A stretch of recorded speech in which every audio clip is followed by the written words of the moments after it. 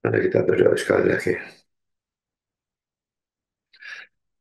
Bapa di surga, terima kasih bahwa dalam kebaktian istimewa ini kami kembali mendapatkan kesempatan, kebebasan untuk membaca, mendengar, mempelajari, merenungkan sebagian firman Tuhan.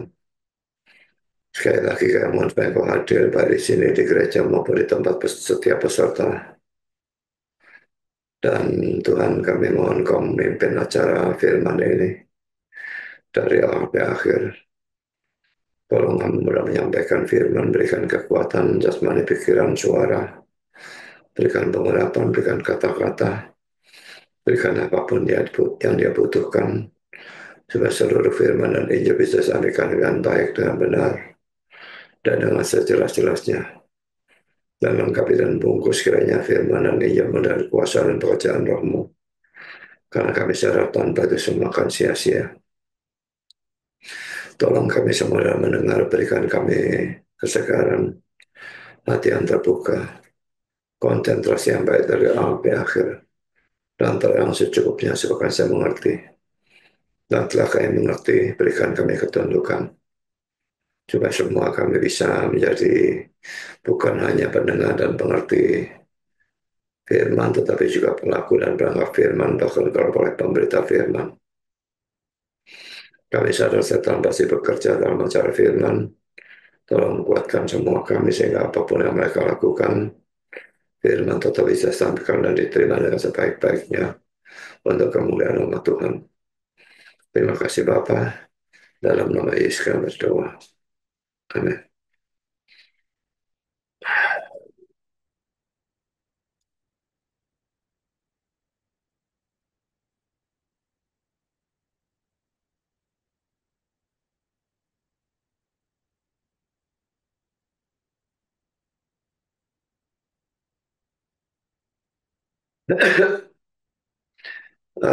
Saya berikan topik doa pemuliaan Yesus ya. Karena kenaikan ini memang juga salah satu tahap exaltation of Christ atau peninggian atau pemuliaan Kristus ya. Dan saya mengambil ayat dari Yohanes 17:1-5. Kita akan bacakan lebih dulu. Yohanes 17:1-5. Demikianlah kata Yesus, lalu ia menengadah ke langit dan berkata, Bapa, telah tiba saatnya, permuliakanlah anakmu, supaya anakmu mempermuliakan engkau. Sama seperti engkau telah memberikan kepadanya kuasa atas segala yang hidup, demikian pula ia akan memberikan hidup yang kekal kepada semua yang telah engkau berikan kepadanya.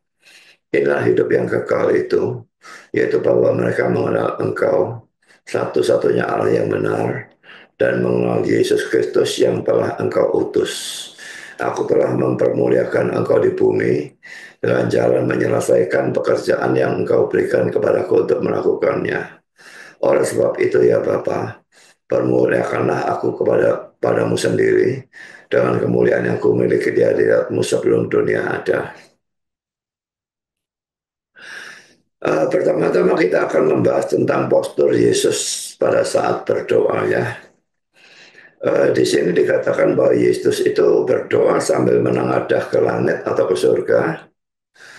Karena dalam bahasa Ibrani maupun Yunani, langit dan surga itu tidak dibedakan ya. Shamayim di dalam bahasa Ibrani dan Uranos di dalam bahasa Yunani. Itu bisa langit, bisa surga. Tapi kalau bahasa Indonesia membedakan dua itu, demikian juga dengan bahasa Inggris, sky dan heaven itu dibedakan.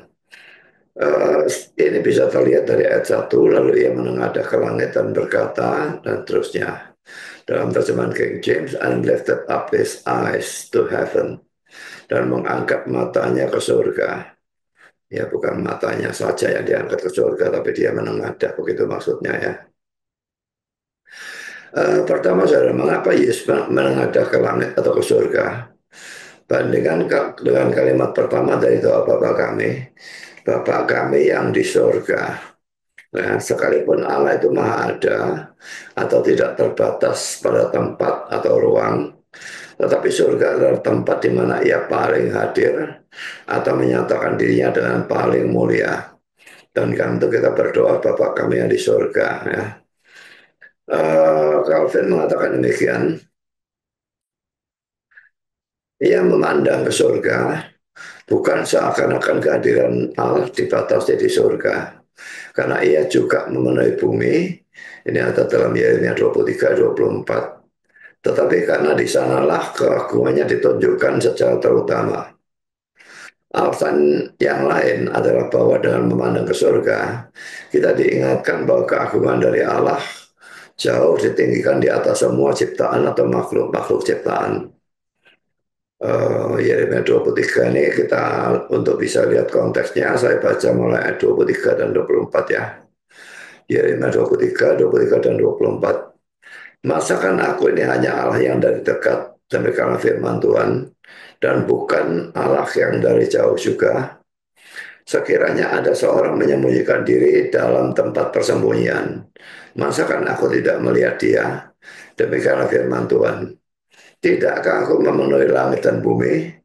Demikianlah firman Tuhan. Jadi dia memang memenuhi langit dan bumi ya. Itu kemahadaan ini tidak bisa ada menjadi milik orang lain kecuali Allah ya. Jadi Yesus sebagai uh, Allah, dia juga maha ada. Roh Kudus juga sebagai Allah juga maha ada. Calvin juga menambahkan bahwa orang berdoa dengan tangan terangkat. Tujuannya sama dengan ini. Dan sekarang saya berikan komentar dari Matthew Paul. Mengangkat matanya ke surga sebagai rumah tempat tinggal Bapa yang sekalipun ia memenuhi surga atau langit dan bumi, tetapi di surga paling menyatakan kemuliaannya. Dan karena itu, pada waktu mengajar kita untuk berdoa, ia memerintahkan kita untuk berkata, Bapa kami yang ada di surga, bukan secara eksklusif, maksudnya bukan dia itu bukan cuma di surga gitu ya, seakan-akan Allah tidak juga berada di bumi, tetapi secara menonjol, karena surga adalah tempat di mana ia menyatakan dirinya secara paling mulia. Saya akan bacakan beberapa ayat ya, dua ayat dari kitab Mazmur. Mazmur 121 ayat 1. Aku melayangkan mataku ke gunung-gunung, dari manakah akan datang pertolonganku? Ya, ini dia mengarahkan matanya ke gunung-gunung, jadi pokoknya ke atas dulu ya, sama saja ya. Mazmur 123 ayat 1. Kepadamu aku melayangkan mataku, ya engkau yang bersemayam di surga. Ini jelas sekali dikatakan engkau bersemayam di surga. Poin kedua, tetapi bagaimanapun ya, kalau tadi kita sudah mempelajari postur Yesus pada waktu berdoa, dia menengadah ya. Sikap atau posisi tubuh seperti ini menengadah ke langit itu bukanlah suatu keharusan. Jadi ingat, ini adalah suatu cerita yang bersifat deskriptif. Dan semua cerita yang bersifat deskriptif itu tidak boleh dijadikan rumus atau hukum atau norma, kecuali kalau cerita yang deskriptif itu terus terjadi tanpa kecuali di dalam sepanjang Alkitab. Jadi misalnya kalau orang dibaptis selalu menggunakan air, tidak ada ayat Alkitab yang tidak mengatakan seperti itu. Jadi karena itu bisa dijadikan rumus sekalipun itu suatu yang deskriptif ya. Uh, yang penting bukan gerakan atau postur tubuh secara lahiriah, tetapi sikap hatinya. Jadi ingat Roma 4, maaf, Yohanes 4 ayat 24 ya, waktu pembicaraan Yesus dengan perempuan Samaria itu ya. Jadi Allah itu adalah roh dan kita harus beribadah kepada dia dalam roh dan kebenaran. Jadi bukan posisi tubuh yang dipersoalkan. Kalau dalam perjanjian lama memang posisi tubuh itu dipersoalkan ya. Ada kiblat dan sebagainya. Tetapi dalam perjanjian baru, dengan adanya kata-kata Yesus itu, dalam Yohanes 4 ayat 24 itu, yang dipentingkan adalah sikap hatinya. Bukan posisi tubuhnya. Apa gunanya posisi tubuhnya sujud, tetapi kalau hatinya tidak menghormati Tuhan, itu sama sekali tidak ada gunanya. Saya lanjutkan dengan komentar dari Matthew Paul lagi. Mengangkat mata merupakan suatu gerakan tubuh yang umum atau biasa dalam doa, dan hanya merupakan suatu petunjuk tentang jiwa yang diangkat atau diarahkan. Ini dua ayat yang tadi kita baca, Mazmur 121 ayat 1 dan Mazmur 123 ayat 1. Tetapi bukan suatu gerakan tubuh yang perlu atau diharuskan. Karena pada saat yang lain, kita mendapati juru selamat kita jatuh pada mukanya pada waktu ia berdoa, maksudnya sujud ya. Matius 26 ayat 39 dan Markus 14 ayat 35. Jadi saya tadi sudah katakan, andai kata Yesus itu selalu tanpa kecuali berdoa dengan menghadap ke langit, maka itu bisa dijadikan rumus atau hukum atau norma. Tapi kenyataannya tidak demikian. Dan nanti kita akan melihat bukan cuma Yesus tapi juga Daud, bahwa mereka berdoa dengan postur tubuh yang berbeda-beda. Kita lihat dalam Matius 26 ayat 39 ini ya, yang dijadikan intervensi ini ya. Maka ia maju sedikit lalu sujud, ya, dia sujud di sini dan berdoa, katanya, ya Bapakku, jikalau sekiranya mungkin, biarlah cawan ini lalu daripadaku, tetapi janganlah seperti yang engkau kehendaki, melainkan seperti yang engkau kehendaki. Nah, saudara, ayat ini seringkali dipakai oleh umat Muslim ya, mengatakan bahwa mereka lebih mentaati Yesus daripada kita, karena Yesus itu berdoa dengan sujud dan kita tidak. Ya memang ada orang yang berdoa dengan sujud, tapi kan bukan diharuskan ya. Ya laki-laki di sini mereka ngawur dan mereka tidak tahu bagaimana menafsirkan ayat Alkitab.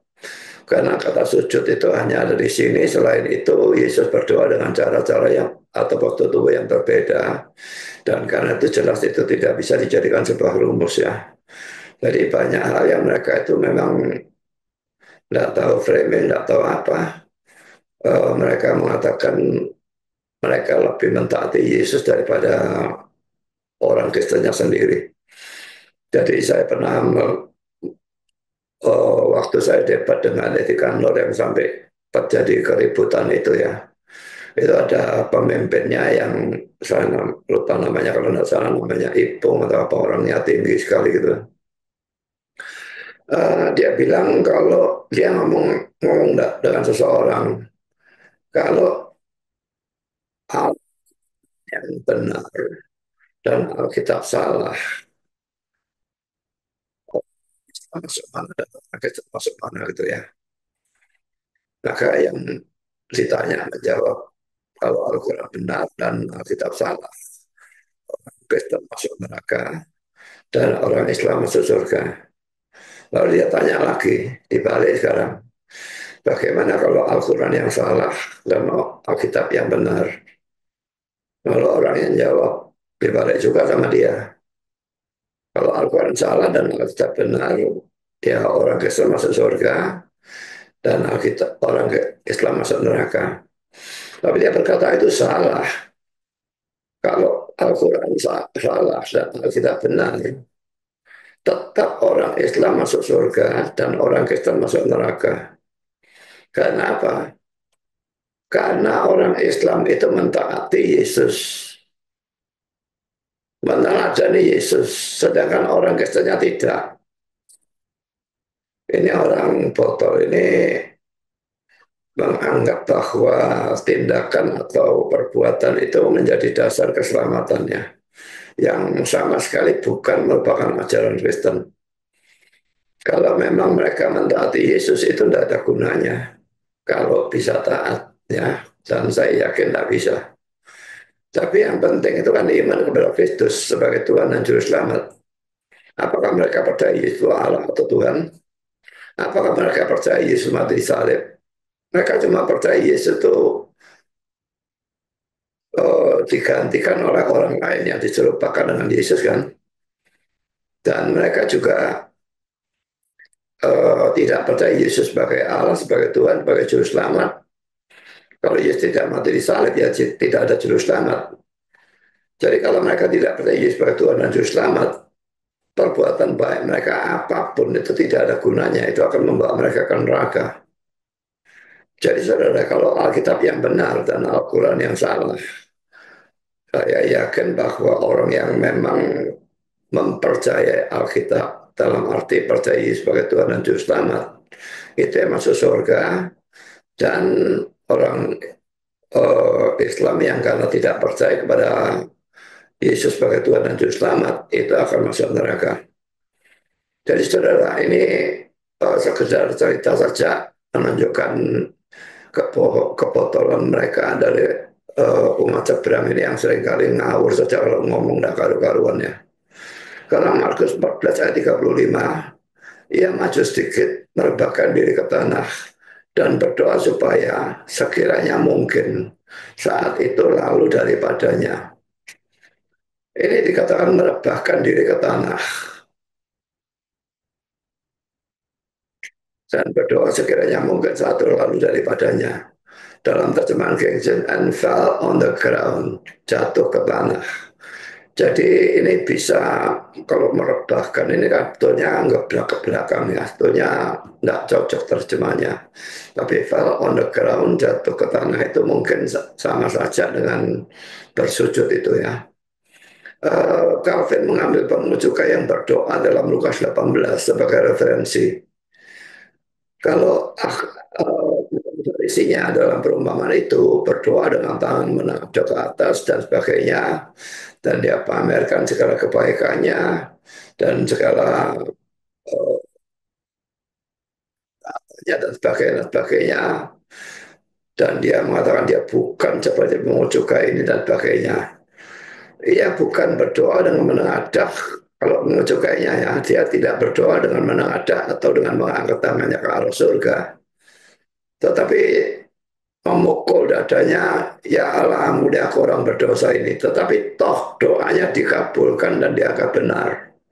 Justru orang Farisinya yang berdoa dengan tangan terangkat karena adanya kesombongan dan sebagainya, dia justru doanya tidak dipedulikan. Ini kita baca Lukas 18 ayat 13-14. Tetapi pengucuka itu berdiri jauh-jauh. Bahkan ia tidak berani menengadah ke langit. Mengapa tidak berani? Karena dia merasa dirinya sangat berdosa. Melainkan ia memukul diri dan berkata, ya Allah kasihanilah aku orang berdosa ini. Aku berkata kepadamu, orang ini pulang ke rumahnya sebagai orang yang dibenarkan Allah. Dan orang lain itu, ya orang Farisi itu ya, tidak. Sebab barang siapa meninggikan diri, ia akan direndahkan. Dan barang siapa merendahkan diri, ia akan ditinggikan. Calvin lalu membandingkan sikap Yesus dalam doa dengan sikap pemujukai dalam Lukas 18 ayat 13 itu, dan dia mengatakan sebagai berikut. Tetapi adalah benar bahwa Kristus berdoa dengan cara yang berbeda. Karena ia tidak mempunyai apapun tentang dirinya, tentang mana ia harus merasa malu. Dan adalah pasti bahwa Daud sendiri kadang-kadang berdoa dengan sikap tertentu dan kadang-kadang dengan sikap yang lain sesuai dengan keadaan dalam mana ia diletakkan. Saya akan bahas postur-postur Yesus dan Daud pada waktu berdoa karena Calvin memberikan contoh Daud. Maka saya tidak membahas yang lain, saya membahas Daud dan juga membahas Yesus ya. Pertama-tama kita akan melihat postur-postur Yesus pada waktu berdoa. Pertama, Yesus berdoa sambil menengadah ke langit. Yohanes 17 ayat 1, demikianlah kata Yesus lalu ia menengadah ke langit. Ini ayat yang tadi kita persoalkan ya. Sudah kita bahas, tidak usah kita baca sampai selesai ya. Sekarang kedua, Yesus berdoa sambil duduk. Duduk itu duduk minggir begini tuh ya. Jadi seperti kalau mereka duduk makan Paskah itu kan mereka semua miring ke sebelah kiri dan meja itu rendah. Sikunya ditaruh di meja dan kakinya ditekuk di telapak kaki menghadap ke belakang. Jadi semua miring begitu ya. Jadi kan itu dalam bahasa Inggris disebut recline. Jadi dia bukan duduk seperti saya duduk saat ini, duduk lurus begini, tapi duduk miring ke sampingnya. Jadi dia berdoa dengan posisi duduk atau recline ini ya. Kapan itu terjadi? Kita lihat di dalam perjamuan kudus ya. Lukas 22 itu juga sampai 19. Kemudian ia mengambil sebuah cawan, mengucap syukur lalu berkata, ambillah ini dan bagikanlah di antara kamu. Ayat 19. Lalu ia mengambil roti, mengucap syukur. Mengucap syukur ini kan jelas berdoa ya. Saya perlu garis bawahi saja lah. Mengucap syukur di sini juga ada mengucap syukur.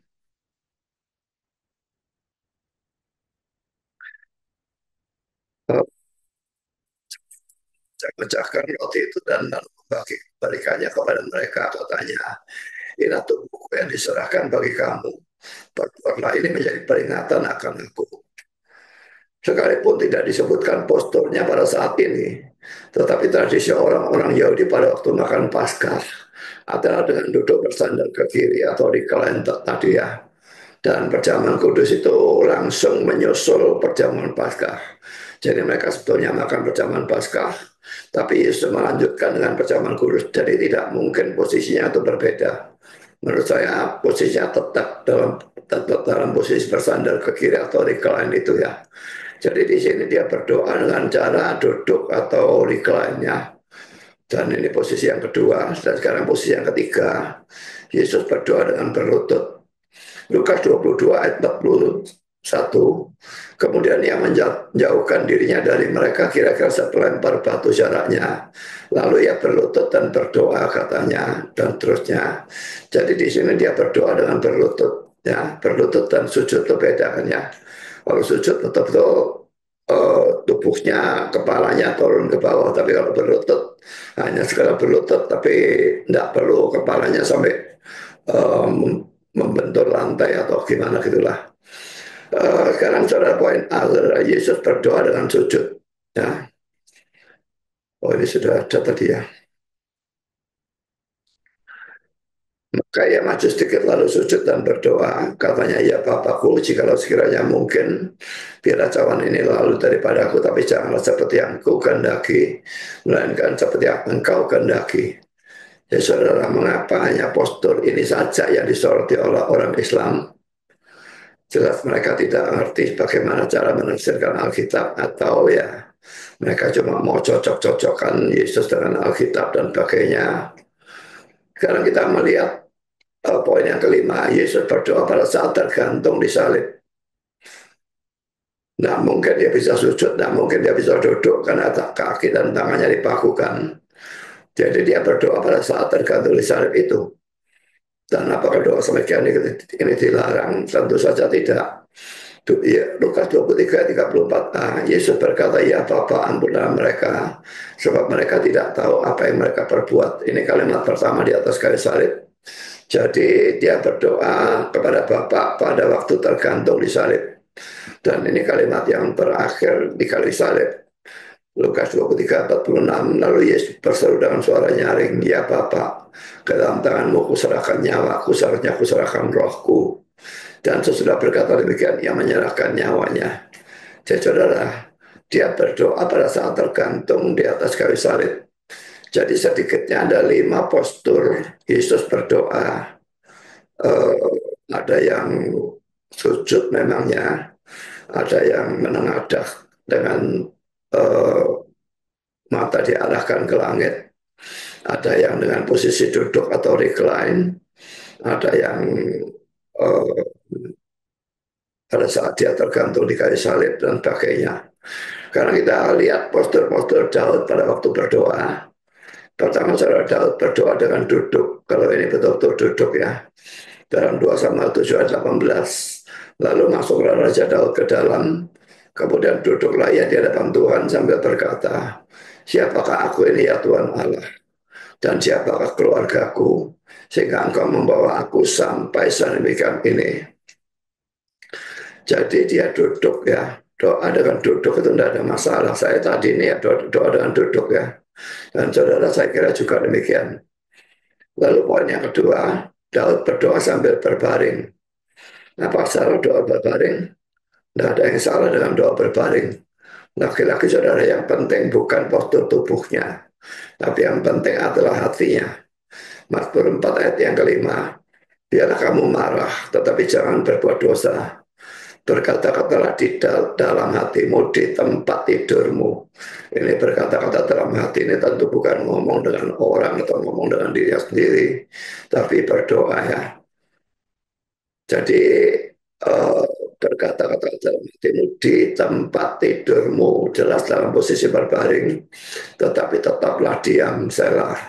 Lalu kita lihat dalam Mazmur 6 ayat 7, lesu aku karena mengeluh. Setiap malam aku mengenangi tempat tidurku. Dengan air mataku aku membanjiri ranjangku.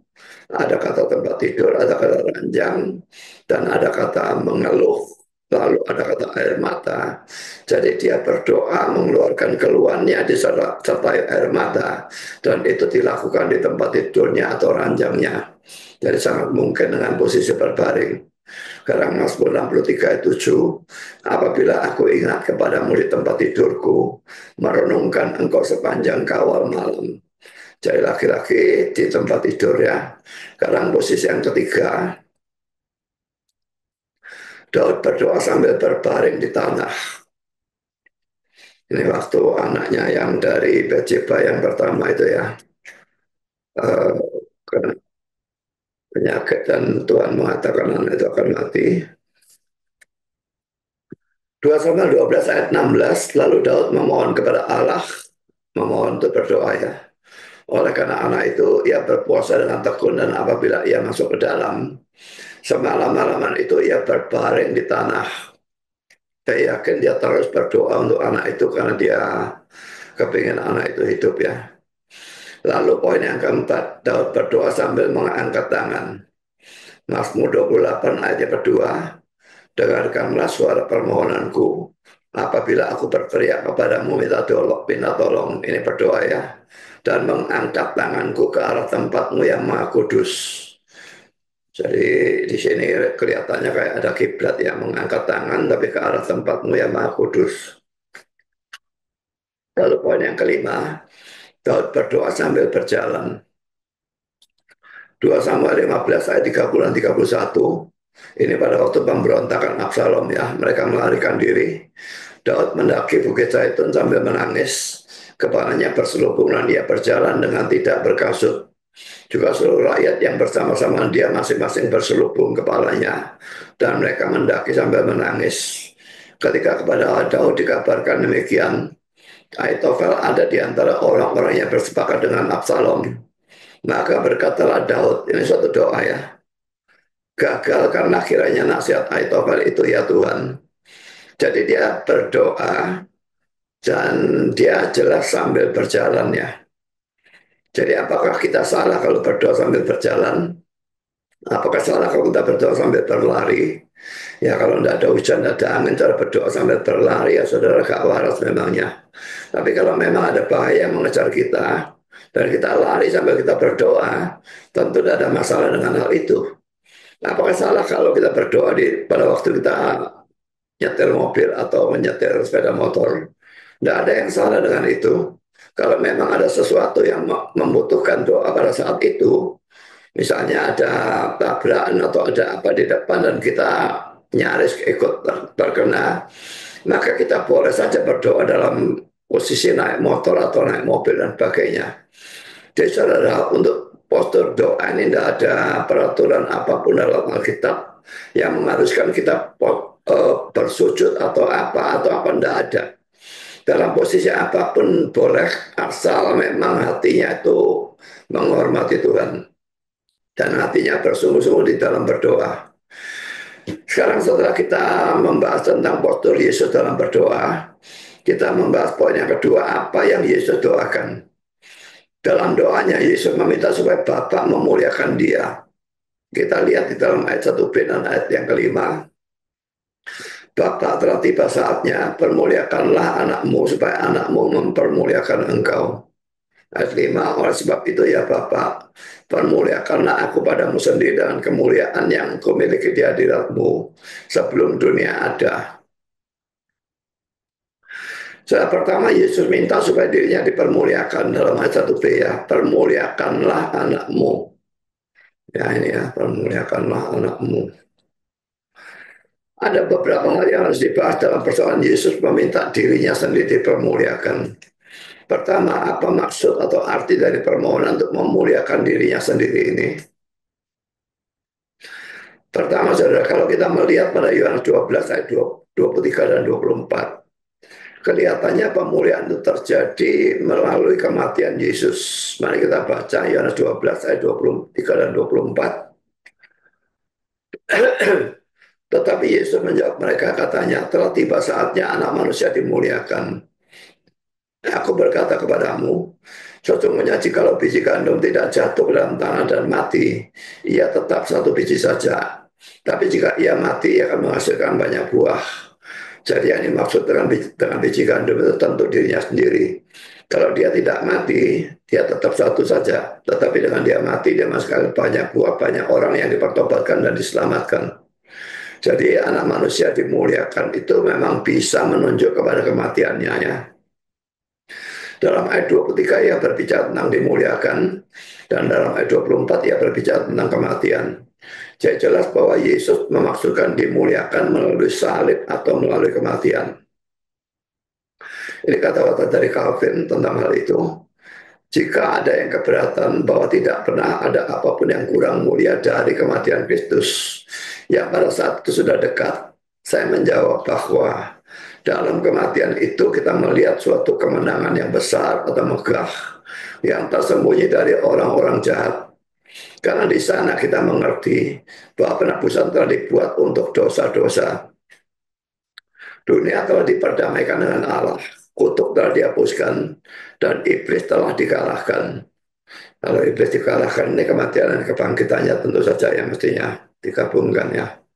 Jadi nubuat dalam Kejadian 3 ayat 15 itu uh, keturunan perempuan itu diremukkan tumitnya dan iblis diremukkan kepalanya. Itu digenapi pada waktu Yesus mati, dia diremukkan tumitnya. Tapi pada waktu dia bangkit, dia meremukkan kepala dari setan, dan itu nubuat sudah digenapi.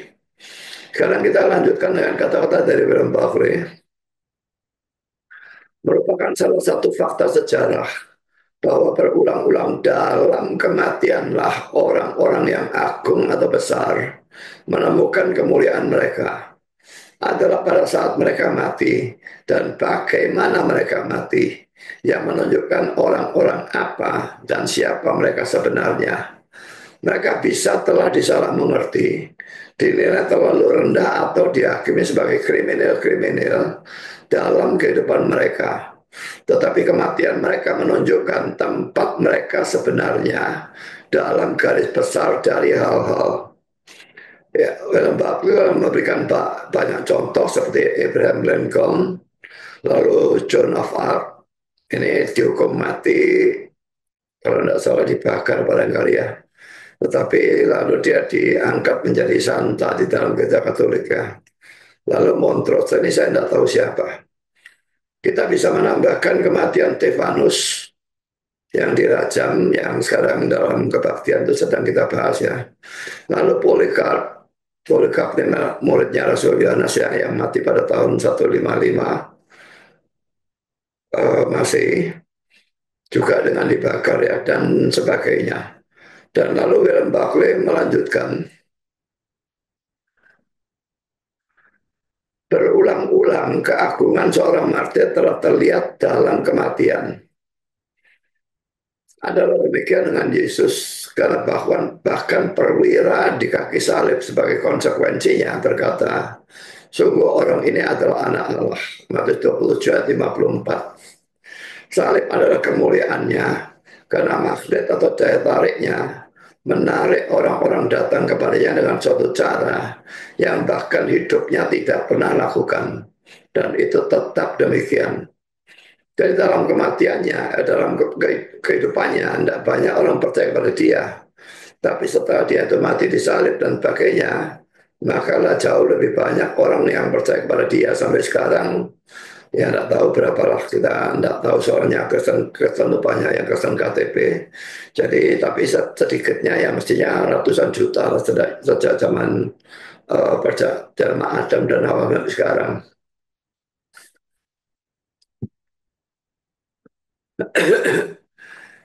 Matius 24, 27, 54. Kepala pasukan dan prajurit-prajuritnya yang menjaga Yesus menjadi sangat takut ketika mereka melihat gempa bumi dan apa yang telah terjadi. Lalu berkata, sungguh, ia ini adalah anak Allah. Jadi pada waktu Yesus mati terjadi gempa bumi ya. Jadi lalu orang ini mengatakan, sungguh, ia ini adalah anak Allah. Jadi kepala pasukan ini kan orang kafir ya, orang Romawi ini. Tapi tetap dia bisa mengatakan kata-kata seperti ini. William Buckley Selanjutnya salib adalah kemuliaan Yesus karena itu merupakan penyelesaian dari pekerjaannya. Aku telah menyelesaikan pekerjaan, ia berkata, yang engkau berikan kepadaku untuk melakukannya. Ini di dalam ayat yang keempat. Kita baca ayat yang keempat. Aku telah mempermuliakan engkau di bumi dengan jalan menyelesaikan pekerjaan yang engkau berikan kepadaku untuk melakukannya. Sekarang saya kutip film Babel lagi. Ada poin yang ketiga, ada satu pertanyaan yang lain. Bagaimana salib itu mempermuliakan Allah? Satu-satunya cara atau jalan untuk mempermuliakan Allah adalah dengan mentaatinya. Ia memuliakan Allah, yaitu Yesus ya, memuliakan Allah di salib dengan memberikan ketaatan sempurna dari kasih yang sempurna. Saya kira itu dengan cara menyelesaikan pekerjaannya ya, dan memberikan ketaatan sempurna, dan kasih sempurna ini persyaratannya. Karena kalau ini tidak ada, maka penyaliban dia tidak ada gunanya, dia mati untuk dirinya sendiri. Kita bandingkan dengan Filipi 2 ayat yang ke-8. Dan dalam keadaan sebagai manusia, ia telah merendahkan dirinya dan taat sampai mati, bahkan sampai mati di kayu salib. Karena kita masuk dalam poin yang kedua, William Hendrickson dan Matthew Poole mengatakan bahwa tidak mungkin yang dimaksudkan dengan Kristus dimuliakan itu hanya menunjuk pada kematiannya. Saya tekankan kata hanya ini ya. Memang menunjuk kepada kematiannya, tetapi bukan hanya menunjuk pada kematiannya. Itu juga harus atau pasti mencakup kebangkitan, kenaikan ke surga yang kita peringati pada hari ini, dan pemahkotaannya. Pemahkotaannya ini saya pikir ini adalah dia duduk di sebelah kanan Allah itu ya. Lalu William Hendrickson berkata demikian, Yesus melanjutkan, permuliakanlah anakmu supaya anak bisa mempermuliakan engkau. Artinya adalah berikanlah atau kabulkanlah bahwa dengan cara dari seluruh kepergianku kepada engkau, dalam kurung kematian, kebangkitan, kenaikan, pemahkotaan, aku bisa dipermuliakan dan engkau bisa dipermuliakan olehku. Pasti dalam salib Kristus dan juga dalam mahkotanya kita melihat kemuliaan ini. Tetapi bukan hanya salib, melainkan juga mahkota, dipandang sebagai upah atau pahala atas penderitaan dia, menunjukkan kemuliaannya. Bahwa ini juga ada dalam pikiran Kristus adalah jelas dari ayat yang kelima. Ayat yang kelima kita baca, oleh sebab itu ya Bapa, permuliakanlah aku padamu sendiri dengan kemuliaan yang kumiliki di hadiratmu sebelum dunia ada. Karena kalau orang Islam menyerang kita, mereka membaca Yohanes 17 ini cuma ayat 3-nya ya.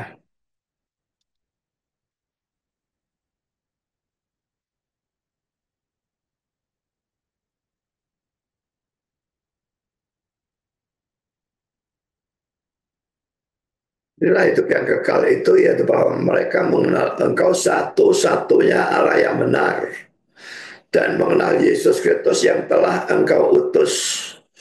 Jadi pertama Allah ini satu-satunya Allah yang benar, berarti Yesus bukan Allah gitu ya. Dan mengenal Yesus Kristus yang telah engkau utus. Tentang satu-satunya Allah yang benar tidak ada masalah sebetulnya. Kita percaya Tritunggal, Bapa itu Allah sepenuhnya, Anak itu Allah sepenuhnya, Roh itu Allah sepenuhnya. Tapi kita tidak punya tiga Allah, kita punya cuma satu Allah. Jadi kata-kata satu-satunya Allah yang benar ini tidak ada masalah. Tapi yang mereka permasalahkan itu biasanya adalah Yesus Kristus yang telah engkau utus. Jadi ini selalu dianggap Yesus itu sebagai utusan. Saya percaya bahwa Yesus memang adalah utusan, tapi bukan hanya utusan.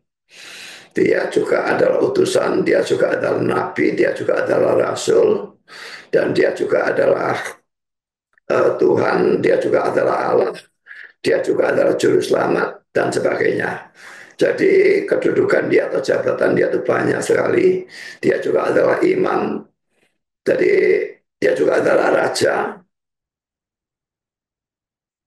Jadi kalau mereka mengatakan telah engkau utus, kita setuju bahwa dia diutus, tapi tidak setuju kalau hanya utusan.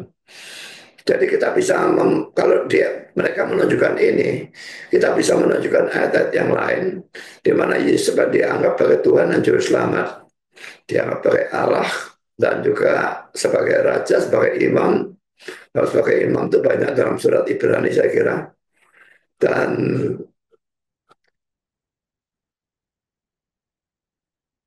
sebagai Nabi itu juga pasti juga ada. Jadi saudara, mereka bahas biasanya hanya ayat ini. Tapi mengapa mereka tidak membahas ayat ini?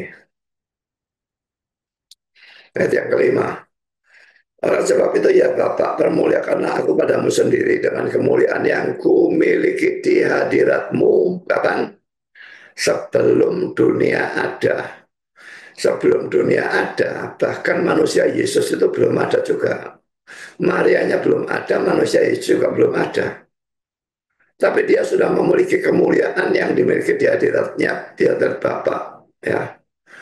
Jadi saudara, ini menunjukkan Yesus itu punya preeksistensi ya. Dia sudah ada sebelum dia lahir atau sebelum dikandung dalam rahimnya Maria. Tapi itu Yesus sebagai Allah, bukan Yesus sebagai manusia. Kalau Yesus sebagai manusia baru ada sejak dia dikandung oleh Maria. Tapi Yesus sebagai Allah, dia ada dari kekekalan dan dia pada saat itu pada minus tak terhingga itu dia sudah memiliki kemuliaan di hadirat Tuhan dan itu sebelum dunia ada itu yang saya sebut minus tak terhingga itu ya. Jadi jelas dari ayat ini bahwa dia adalah Allah. Jadi kalau mereka menyerang hanya dengan ayat ini, suruh mereka baca lanjutannya ayat 5 ini, suruh mereka baca. Jadi mereka tidak bisa ngomong ngawur saja ya.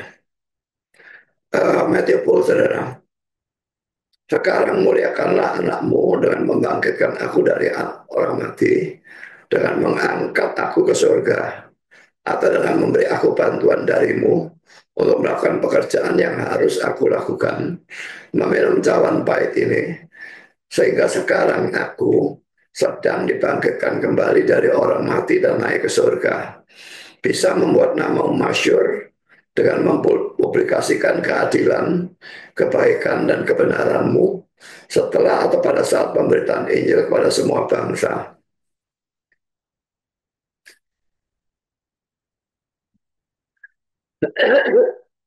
Jadi saudara, dia minta dimuliakan itu dengan membangkitkan dia dari antara orang mati.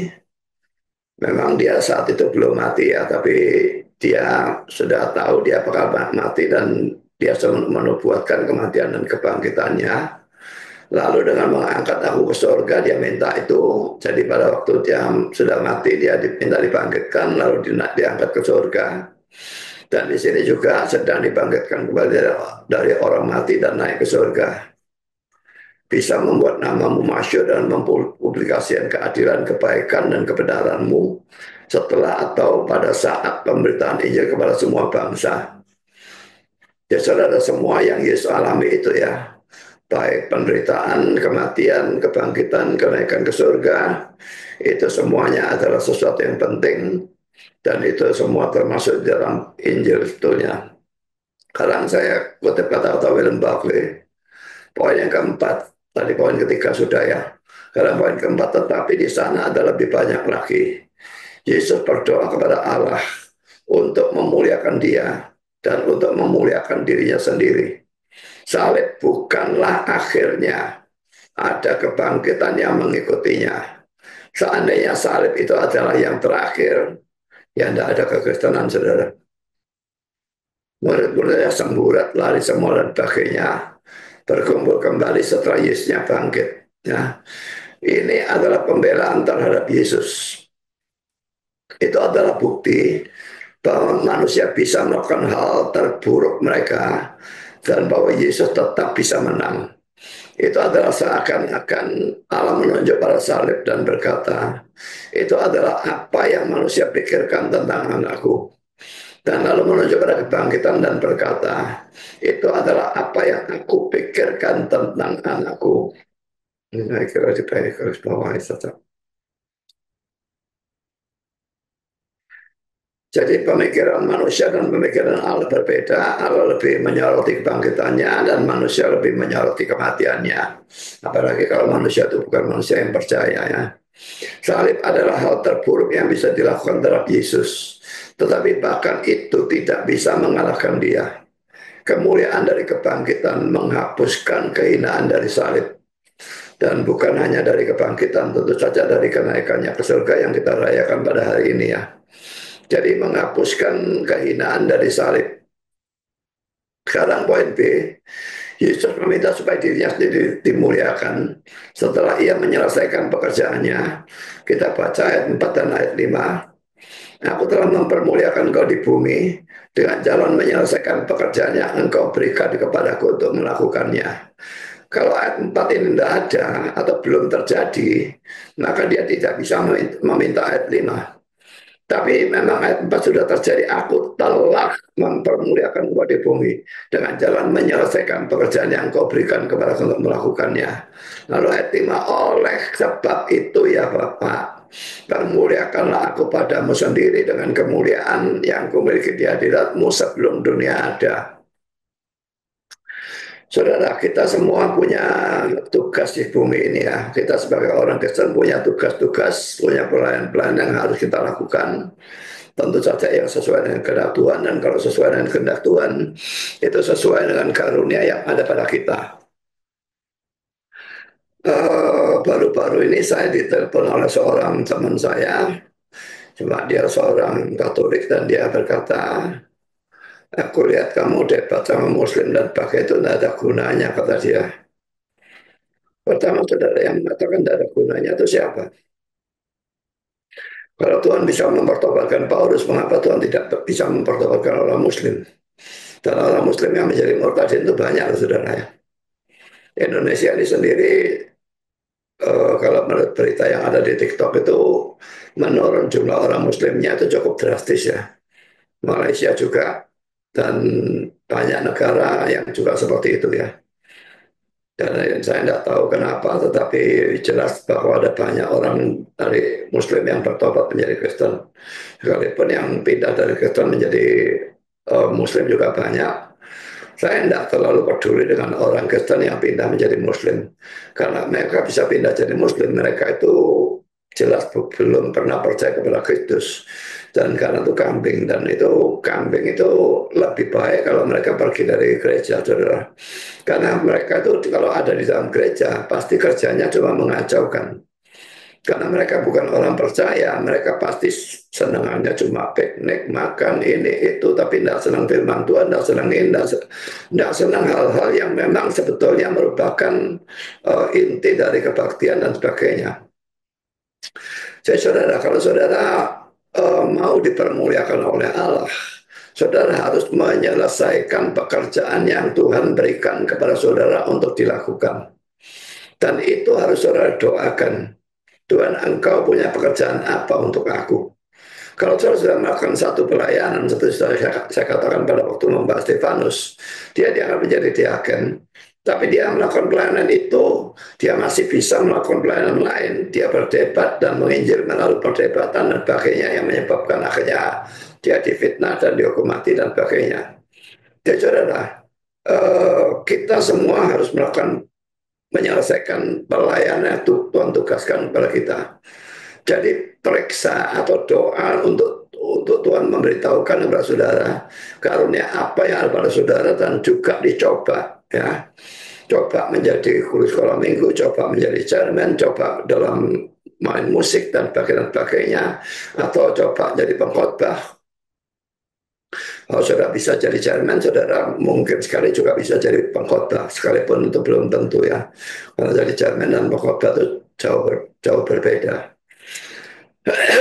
Jadi saudara, saya mempergunakan seadanya karunia saya yang saya anggap saya punyai. Jadi saya punya karunia menulis, saya menulis buku, dan melalui buku itu banyak orang bisa mendapatkan berkat.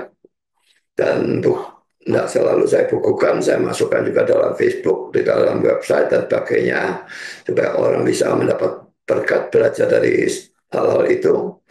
Ada yang bersifat penginjilan, ada bersifat pengajaran. Jadi yang penginjilan biarlah orang-orang yang belum percaya bisa menjadi percaya. Yang pengajaran biarlah orang yang sudah percaya bisa ditumbuhkan dan sebagainya. Dan saya menulis di sana itu meletakkan tulisan-tulisan saya di sana.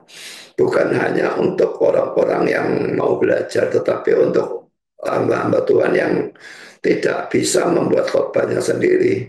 Mereka bisa menggunakan khotbah saya untuk dikhotbahkan. Saya dari dulu tidak pernah mimpi pun tidak pernah bahwa Tuhan menggunakan saya dengan cara seperti ini.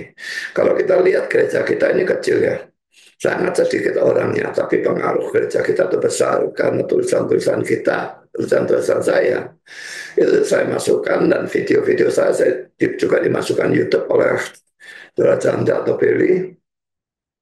Jadi orang bisa belajar dari YouTube ataupun dari tulisan-tulisan saya yang ada di web dan Facebook dan sebagainya. Dan juga saya punya karunia berkhotbah, karunia mengajar, itu jelas jelas sudah saya gunakan. Dan saya juga punya karunia berdebat, dan itu jelas saya gunakan. Saya debat dengan Muslim itu belasan kali ya. Debat dengan Armenian, debat dengan Yahweisme, debat dengan segala macam orang, debat dengan Katolik. Jadi saudara memang punya pengetahuan dan punya karunia debat, baru bisa berdebat. Kalau saudara punya karunia debat tanpa pengetahuan, atau punya pengetahuan tapi tidak punya karunia debat, saudara tidak bisa melakukan pelayanan itu. Jadi jangan tiru-tiru orang lain dengan pelayanan mereka ya. Karena setiap orang punya karunia sendiri-sendiri. Misalnya kalau saya suruh nyanyi, saya tidak bisa. Karena itu bukan karunia saya sama sekali. Tapi kalau saya suruh khotbah, saya bisa. Karena itu karunia saya. Baik dalam menyusun khotbah maupun dalam menyampaikan. Saya bisa menyampaikan. Jadi saudara, ya memang sekalipun sekarang suara ini seringkali mengganggu sehingga suara saya jadi kayak datar atau monoton ya gara-gara suara-suara ini. Tapi dulunya tidak demikian ya. Saya lanjutkan dengan komentar dari J.C. Ryle ya. Kita juga membaca bahwa Kristus telah menyelesaikan pekerjaan yang diberikan Bapa kepadanya untuk dilakukan. Ia telah menyelesaikan karya penebusan dan menghasilkan suatu kebenaran yang sempurna bagi umatnya. Tidak seperti Adam yang pertama yang gagal melakukan kehendak Allah dan membawa dosa ke dalam dunia. Adam yang kedua atau Yesus telah melakukan segala sesuatu dan tidak meninggalkan satu pun yang belum ia genapi dari apa yang ia datang untuk lakukan. Dia selesaikan semua tugasnya, dan dia pasti juga berharap bahwa kita melakukan hal yang sama. Kita harus menyelesaikan seluruh tugas kita di dunia ini. Kalau tidak, kita tidak akan mati dan kita tidak akan masuk ke surga. Tapi kalau semua itu sudah dibereskan, kita akan mati dan kita akan ke surga. Sama seperti Yesus, dia sudah menyelesaikan semua tugasnya, maka dia mati, dia bangkit, dan dia naik ke surga. Kita juga seperti itu. Dan kalau saudara tidak kepingin masuk surga, ya jangan selesaikan pekerjaannya, saudara tidak mati-mati. Dan saudara juga tidak masuk surga. Tapi kalau saudara kepingin masuk surga, selesaikan pelayanan saudara di dunia ini, maka saudara akan mati dan saudara akan naik ke surga. Sekarang saya berikan komentar dari Calvin. Ia tidak berbicara hanya tentang tugas pengajarannya, tetapi juga mencakup bagian-bagian lain dari pelayanannya. Karena sekalipun bagian yang terutama dari pelayanannya masih tetap belum tercapai atau diselesaikan, yaitu korban kematian, dengan mana ia mengambil kejahatan-kejahatan kita semua. Tetapi karena saat kematiannya sudah dekat, ia berbicara seakan-akan ia telah mengalaminya. Jadi saudara pada waktu yang mengatakan aku telah menyelesaikan, sebetulnya kan belum selesai ya. Tapi itu jelas sekali sudah dekat kan. Jadi dalam Yohanes pasal 17 ini sudah dekat dengan saat penangkapan dia. Saya kira penangkapannya terjadi dalam Yohanes 18 dan lalu dalam 1920 dan sebagainya, penyalipan dan sebagainya, penyalipan dan kebangkitan. Jadi saudara, dia belum selesai dengan kematian itu, belum mengalami, tetapi Dia tahu itu sudah dekat. Nah, kalau dia sudah mati, dia tidak bisa mengucapkan kata-kata ini. Maka dia ucapkan sebelumnya, dan diucapkan seakan-akan dia sudah menyelesaikan semuanya. Kurang sedikit dan pasti akan selesai. Ya. Dan saya berpendapat hal yang sama terjadi pada saat di atas kayu salib Yesus berkata sudah selesai. Yohanes 19 ayat yang ke-30. Kematiannya belum selesai, belum terjadi. Ya, sebetulnya belum selesai. Tapi dia tidak bisa mengucapkan kata-kata ini kalau dia sudah mati. Maka dia ucapkan itu sebelum dia mati. Jadi penderitaan aktifnya memang sudah selesai. Hanya tinggal penderitaan pasifnya, dia mati. Dan itu pasti akan terjadi. Maka dia mengucapkan sebelum kematiannya kata-kata sudah selesai. Yang menunjukkan bahwa dosa-dosa kita itu sudah selesai semua untuk ditebus dan dibayar lunas seperti hutang yang dibayar lunas. Dan karena itu dia mengatakan sudah selesai. Sekarang saudara kita masuk dalam poin C.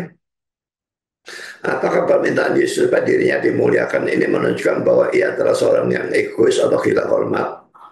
Saya akan membahas beberapa hal yang menunjukkan bahwa itu sama sekali tidak benar.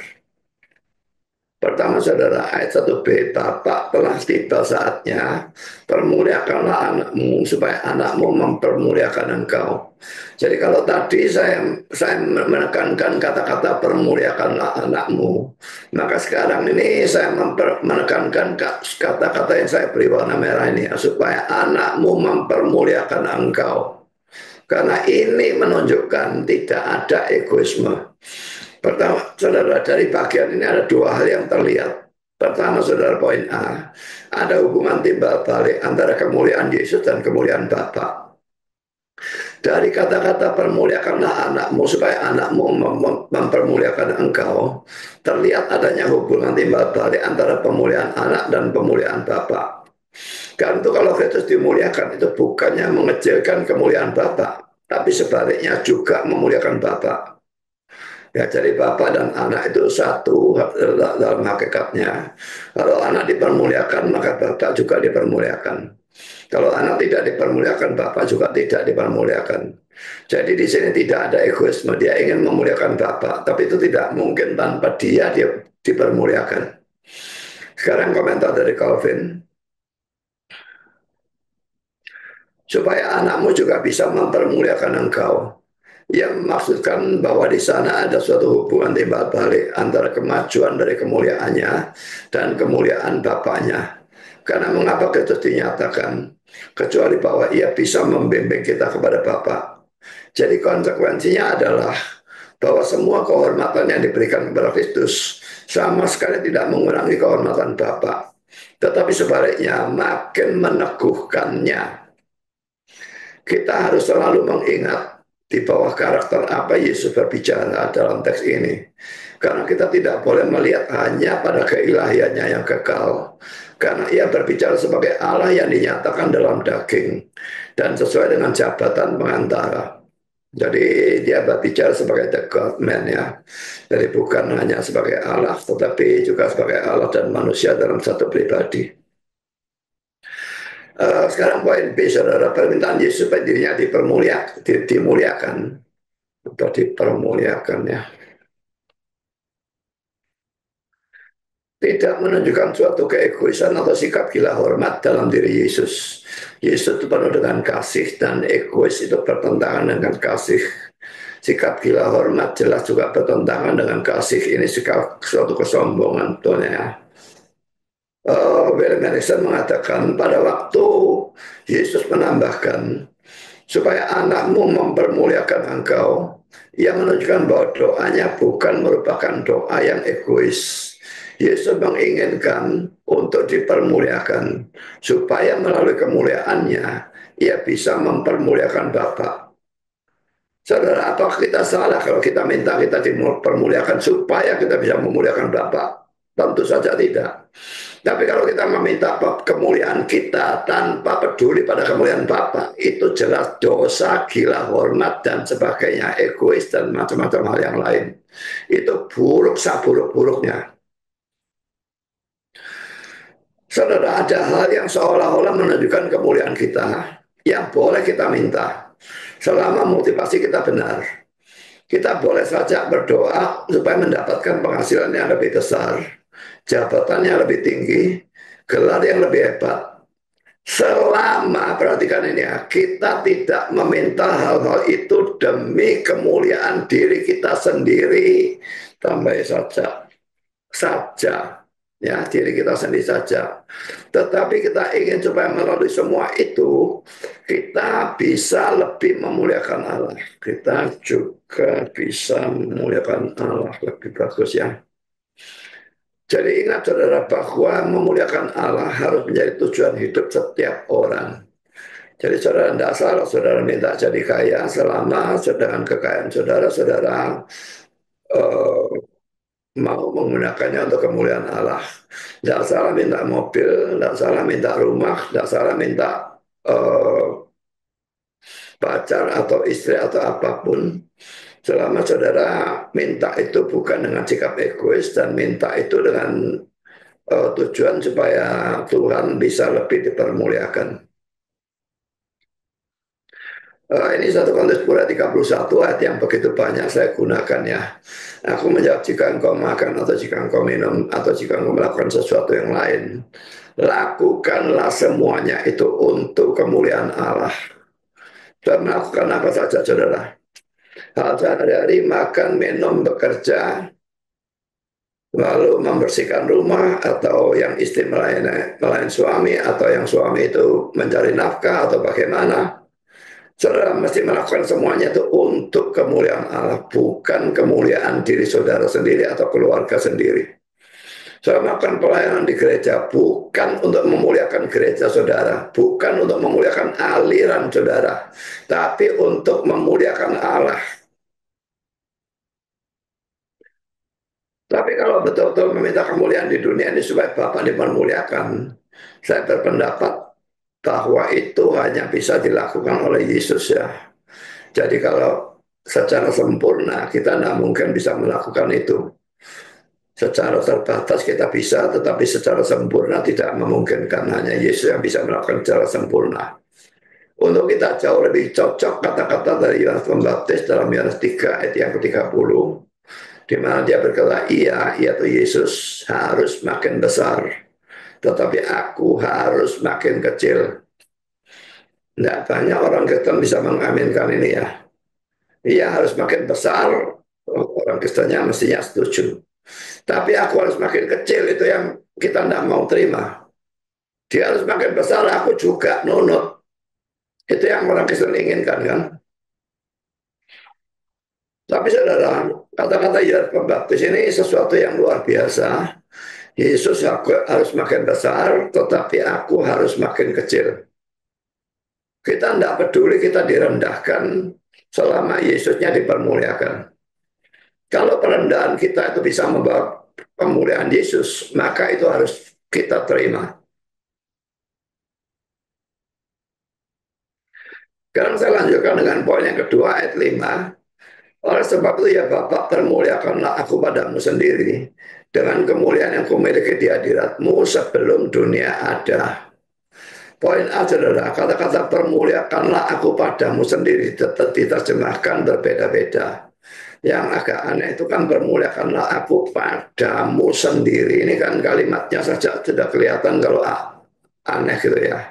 Janggal itu kalimatnya ya. Dalam terjemahan dari King James, glorify thou me with thine own self. Kiranya engkau mempermuliakan aku dengan atau bersama dirimu sendiri. Ya, kalau padamu sendiri dan dengan atau bersama dirimu sendiri itu berbeda ya. Kalau ini lebih masuk akal kalimatnya. Lalu dalam terjemahan RSV, glorify thou me in thy own presence. Kiranya engkau mempermuliakan aku di hadiratmu. Ini juga kata-katanya cukup masuk akal ya. NIV, glorify me in your presence. Permuliakanlah aku di hadiratmu. NASB, glorify thou me together with thyself.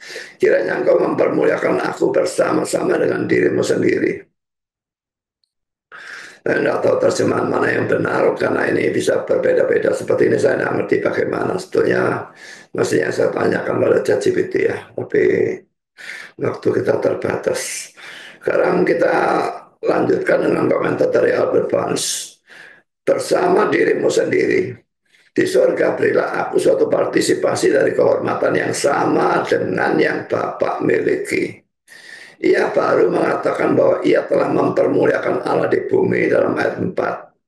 Dan sekarang dalam ayat 5, ia berdoa supaya Allah akan mempermuliakan dia di surga. Itu Robertson, bersama dirimu sendiri. Jadi dia membahas kata-kata yang tadi Soekarno ya. Para se auto di sisimu sendiri. Jadi di sisimu sendiri berarti dari terjemahan tadi ini yang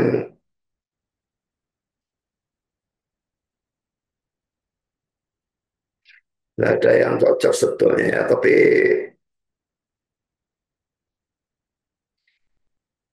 setidaknya yang terjemahan bahasa Inggris semua lebih ada kemiripan dengan kata-kata Ethiopian daripada terjemahan Indonesia ya.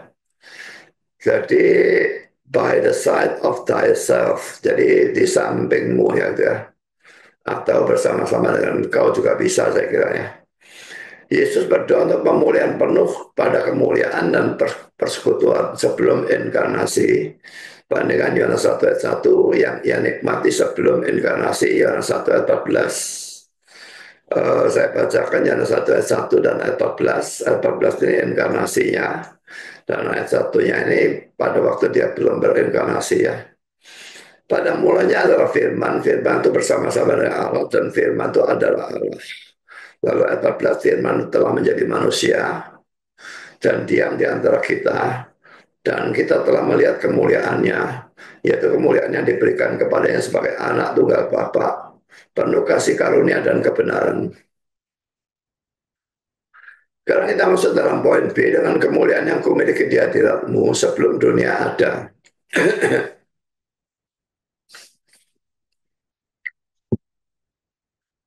Ini kata-kata Calvin, kemuliaan yang aku miliki bersama engkau sebelum dunia ada.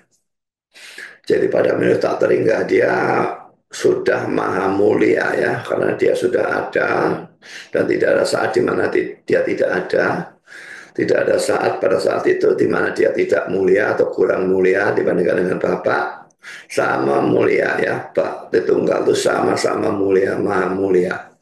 Ia sekarang menyatakan bahwa ia tidak menginginkan apapun yang tidak secara sah menjadi miliknya, melainkan hanya ia dapatnya hanya agar ia dapat dinyatakan dalam daging, sebagaimana adanya ia sebelum penciptaan dunia, atau untuk berbicara sejak lebih jelas, agar keagungan ilahi yang telah ia miliki sejak kekalan sekarang dinyatakan dengan gemilang dalam pribadi sang pengantara dan dalam daging manusia yang dikenakannya. Ini adalah bagian yang luar biasa yang mengajarkan kepada kita bahwa Kristus bukanlah Allah yang baru ditemukan. Ya, dulu tidak ada, sekarang baru ketemu. Oh, ternyata ada pribadi kedua yang juga adalah Allah. Tidak seperti itu tentu saja. Atau yang hanya ada untuk sementara waktu. Sebab jika kemuliaannya bersifat kekal, maka dirinya pun telah ada sejak kekekalan. Kalau dia punya kemuliaan di hadirat Bapa sebelum dunia ada, jelas dirinya juga ada sebelum dunia ada. Jadi Yesus sebagai Allah itu dari kekekalan sampai kekekalan, dari minus tak terhingga sampai plus tak terhingga. Tidak ada saat di mana dia itu tidak ada. Sama seperti Bapa maupun Roh Kudus juga seperti itu.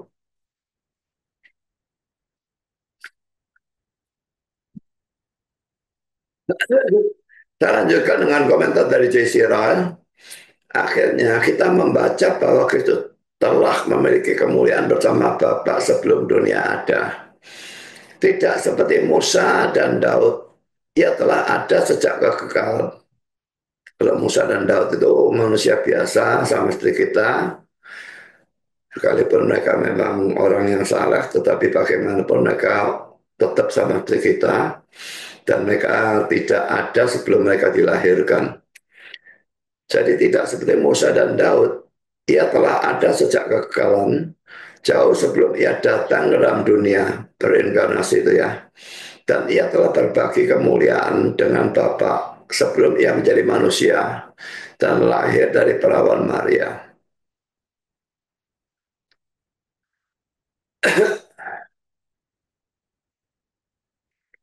Di sisi lagi, setiap pernyataan yang luar biasa ini memuat hal-hal yang tidak mampu sepenuhnya dipahami oleh akal kita yang lemah. Kita harus rela untuk mengagumi dan menghormati apa yang tidak dapat kita pahami dan jelaskan secara menyeluruh. Jadi misalnya seperti Tritunggal ataupun Kristologi, itu ada batas tertentu di mana kita pengertian kita tidak bisa melampaui itu. Ya, jadi apa yang dinyatakan oleh Allah dalam firman-Nya hanya itu yang bisa kita mengerti, tapi tidak seluruhnya bisa kita mengerti. Pengertian kita itu terbatas dan Allah itu tidak terbatas. Jadi kalau ada orang yang bisa menjelaskan Tritunggal secara jelas dan dimengerti secara total, itu justru adalah ajaran sesat. Karena pengertian yang terbatas bisa mengerti total, Allah yang tidak terbatas itu sama sekali tidak masuk akal. Namun satu hal yang sangat jelas, pernyataan-pernyataan seperti ini hanya dapat digunakan bagi dia yang sungguh-sungguh Allah. Tidak pernah dalam Alkitab bahasa seperti ini diterapkan kepada seorang pun patriark.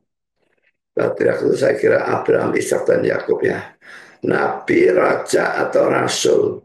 Bahasa ini hanya layak bagi Allah semata atau semata-mata.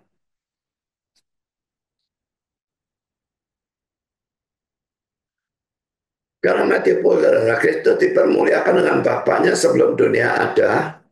Dan ini tidak mungkin bisa terjadi seandainya ia bukanlah Allah yang kekal. Jadi saudara pada waktu dia mengatakan bahwa permuliakan aku di hadapanmu dengan kemuliaan yang kumiliki sebelum dunia ada. Itu tidak bisa terjadi dan itu tidak bisa benar kalau dia bukan Allah yang kekal. Jadi kita percaya kepada Yesus sebagai Allah itu mutlak harus di dalam kekristenan. Kalau saudara tidak percaya itu, maka saudara bukan Kristen. Hampir tidak perlu untuk menambahkan bahwa dalam kerinduan untuk kemuliaan yang akan datang ini, ya 17 ayat 5, atau untuk sukacita yang akan datang, Ibrani 12 ayat 2, di sana sama sekali tidak ada jejak dari keegoisan yang tidak sopan. Bandingkan Yohanes 17 ayat 1. Memang apapun yang Allah lakukan, ia lakukan untuk kemuliaannya sendiri. Dan Yesus adalah Allah. Saudara, kalau kita melakukan sesuatu untuk kemuliaan kita sendiri, kita ini gila hormat ya. Tapi kalau Allah melakukan segala sesuatu untuk kemuliaan sendiri, dia tidak ada yang bisa disalahkan karena dia memang maha mulia. Dia Allah, kita manusia, kita memang dia dengan kita memang sangat-sangat berbeda. Jadi apa yang benar bagi dia bisa salah untuk kita. Jadi kalau dia mau dirinya dipermuliakan, tidak ada masalah dengan itu. Karena dia memang maha mulia, tapi kita itu bukan maha mulia, kita maha hina. Dan kita minta dipermuliakan, itu jelas-jelas sesuatu yang sama sekali salah. Seistilah mengatakan lagi seperti ini, selama-lamanya marilah kita mengucap syukur kepada Allah. Karena harapan orang Kristen berdiri di atas dasar yang kokoh, yaitu juru selamat yang ilahi. Dia kepada siapa kita diperintahkan untuk lari mencari pengampunan. Dan di dalam siapa kita disuruh untuk bersandar demi memperoleh damai adalah Allah sekaligus manusia. Yesus sungguh-sungguh Allah dan sungguh-sungguh manusia ya. Bagi semua orang yang sungguh-sungguh memikirkan keadaan jiwanya dan yang tidak hidup sembarangan dan duniawi, pemikiran ini membawa penghiburan besar. Orang-orang seperti ini tahu dan merasakan bahwa orang berdosa besar membutuhkan juru selamat yang besar. Saudara berdosa besar atau tidak? Makin saudara banyak belajar Alkitab dan membandingkan dengan diri saudara, saudara makin sadar saudara berdosa sangat banyak dan sangat besar. Dan saudara membutuhkan juru selamat yang besar. Dan bahwa juru penebus yang hanya manusia, seandainya Yesus cuma manusia, tidak ada keilahiannya, tidak akan cukup bagi kebutuhan mereka. Jadi saudara, Yesus itu mati sebagai the God man, ya, Allah dan manusia dalam satu pribadi. Allah, hakikat ilahi memang tidak bisa mati. Karena itu dia mengambil hakikat manusia, sehingga karena itu dia bisa mati. Jadi saudara, kita bisa mengatakan pribadi Yesus itu mati, kita bisa mengatakan hakikat manusianya mati, tetapi kita tidak bisa mengatakan hakikat ilahi mati, karena Allah itu memang tidak bisa mati. Jadi saudara, penebus ini kalau dia tuh hanya seorang manusia, pertama karena semua manusia berdosa, dan kedua kalaupun manusia itu ada yang suci, paling-paling ya satu nebus satu kan. Tetapi tidak akan cukup bagi kebutuhan kita semua. Jadi harus Allah dan manusia dalam satu pribadi, maka penebusannya punya nilai yang tidak terbatas. Ya, jadi kalau kita bicara unlimited atonement, bukan nilainya yang terbatas, tetapi tujuan atau rancangan Allah itu yang terbatas. Dia membatasi penebusan itu hanya untuk orang-orang pilihan. Tapi nilai penebusan itu cukup untuk menebus seluruh dunia atau bahkan 10 dunia sekalipun.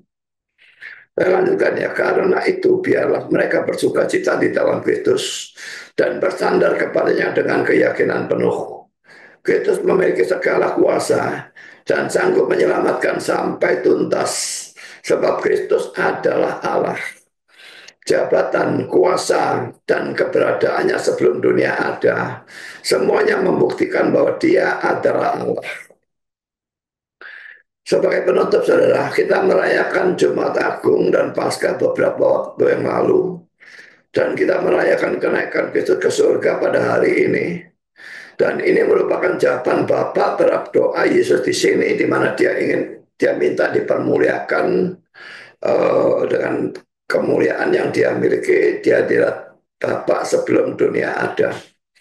Jadi pada waktu kebangkitan dia memang sudah dimuliakan, tapi pada waktu kenaikan dia lebih dimuliakan lagi. Dan itu adalah jawaban Bapa terhadap doa Yesus di sini. Jadi saudara, Yesus berdoa untuk hal itu, sekalipun dia tahu itu akan terjadi, tetap dia berdoa. Jadi kalaupun semua yang kita tahu akan terjadi, itu tidak membuang tanggung jawab kita ya. Sekalipun seandainya kita bisa tahu rencana Allah, tetapi rencana Allah itu tidak pernah membuang tanggung jawab manusia. Jadi Yesus berdoa dan kenaikan ke surga yang kita rayakan itu merupakan jawaban Bapa terhadap doa Yesus di sini. Dan satu hal lagi yang masih belum terjadi dan yang masih kita tunggu. Yesus yang naik ke surga pada hari kenaikan yang kita rayakan hari ini akan datang kembali kedua kalinya sebagai hakim. Kalau dia datang pertama kalinya dalam keadaan hina, dalam keluarga yang miskin, dibaringkan dalam palungan dan sebagainya, dan harus diberitakan dari mulut ke mulut dan sebagainya. Tapi kedatangan kedua kali tidak demikian. Kedatangan kedua itu dia datang dengan seluruh kemuliaannya, dan semua mata akan melihat dia sehingga tidak perlu diberitakan dari mulut ke mulut. Dan dia datang sebagai hakim untuk menghakimi orang hidup dan yang mati. Jadi saudara, kalau Yesus datang kedua kalinya, dia bukan datang sebagai bayi yang hina atau lemah dan sebagainya, tapi dia datang sebagai hakim. Saya akan bacakan sebagai penutup Kisah Rasul 1 ayat yang 9 sampai dengan 11. Ini waktu dia naik ke surga. Sesudah ia mengatakan demikian, terangkatlah ia disaksikan oleh mereka, dan awan menutupnya dari pandangan mereka. Ketika mereka sedang menatap ke langit waktu ia naik itu, tiba-tiba berdirilah dua orang yang berpakaian putih dekat mereka. Ini dua malaikat yang menampakkan diri dalam wujud manusia ya. Dan berkata kepada mereka, hai orang-orang Galilea, mengapakah kamu berdiri melihat ke langit?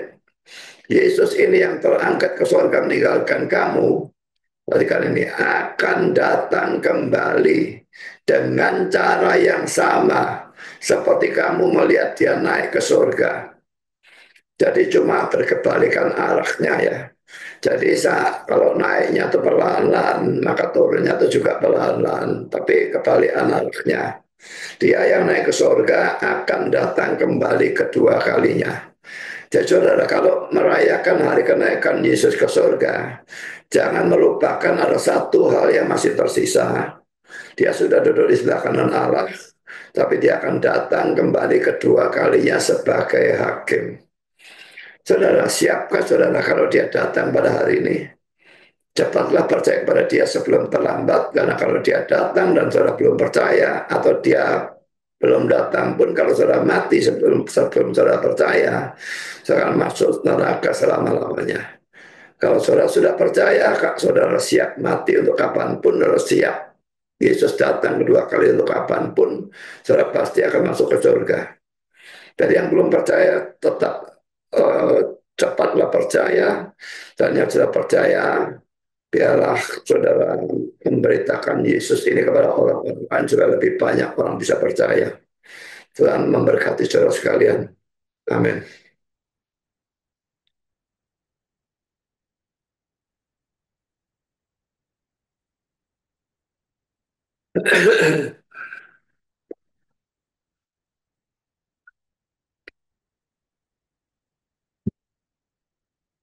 Mari kita berdoa. Bapa di surga, terima kasih bahwa kami sudah boleh mendengar sebagian dari firman-Mu, sekalipun tidak semuanya membahas tentang kenaikan ke surga, tapi kami membahas banyak hal yang lain, dan diakhiri dengan pembahasan kenaikan ke surga dan kedatangan yang kedua kalinya. Dan kami juga membahas tentang postur di dalam doa. Kami membahas tentang apakah permintaan Yesus itu egois atau tidak. Kami juga membahas bahwa kami harus menyelesaikan pekerjaan kami di bumi, supaya kami bisa dipermuliakan bersama dengan Bapa di surga. Dan tolong Tuhan supaya kami berusaha mati-matian menyelesaikan apa yang Engkau tugaskan kepada kami untuk kami lakukan di dalam dunia ini. Dan kalau Engkau sudah naik ke surga, Engkau akan datang kembali kedua kalinya. Tolong supaya kami siap sedia senantiasa. Apakah pada waktu kami mati atau pada waktu Engkau datang kembali kedua kalinya, kami sudah percaya dan kami bisa masuk ke surga bersama dengan Engkau. Terima kasih Bapak, dalam nama Yesus kami berdoa. Amin.